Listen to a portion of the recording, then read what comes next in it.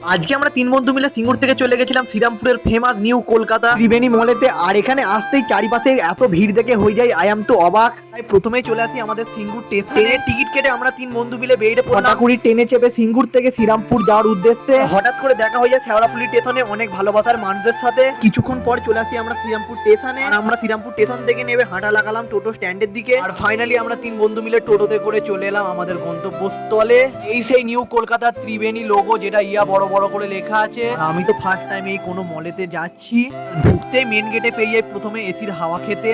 আর একটু সামনে আসতে দেখতে পেলাম একটা ইয়া বড় কাঁচ, যেখানে তোমার পুরো লুকটাকেই দেখতে পাবে। আর একটু সামনে আসতে ঘাড় উঁচু করে তোমরা দেখতে পাবে যে ইয়া বড় একটা মল, তা আবার হুগলি শ্রীরামপুরে প্রথমবার ওপেনিং হলো এত বড় একটা মল। এখানে তোমরা ওপরের দিকে তাকিয়ে মাথা ঘোরাতে থাকলে চারিদিকে মাথা ঘুরতেই থাকবে। আর তো এখানে প্রথমেই আমি চলন্ত সিঁড়িতে উঠে চলে আসি নতুন নতুন জামা প্যান্ট কালেকশন দেখার জন্য জুডিওতে।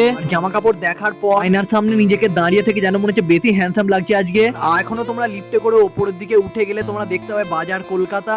আর তার সাথে আছে মার্কেট 99, সাফারি। আর এরই পাশে লাস্ট 6 তলাতে তোমরা দেখতে পাবে এত সুন্দর একটা জিনিস, এটাকে দেখার জন্য অনেকে মানুষ দাঁড়িয়ে। এখানে এত ভিড়ের মাঝে একটা ফটো তুলতে গেলে ফাঁকা জায়গাতে 10 থেকে 15 মিনিট ওয়েট করার পর হয়ে যাবে তোমার মাথা খারাপ। কেননা এই জিনিসটা এক কথায় লাগছিল পুরো দারুণ। আর এরই পাশাপাশি তোমরা দেখতে পেয়ে যাবে একসাথে অনেকগুলো ক্যাফে আছে। আর শ্রীরামপুরের এই মলের অ্যাম্বিয়েন্স। আর তোমরা কারা কারা এতে এই মলে থেকে ঘুরে গেছো অবশ্যই কমেন্টে জানিও। তাহলে বন্ধুরা আজকের মতন টাটা। তোমাদের এই ছোট্ট মিনি ব্লগটা ভালো লেগে থাকলে একটা লাইক করে যেও।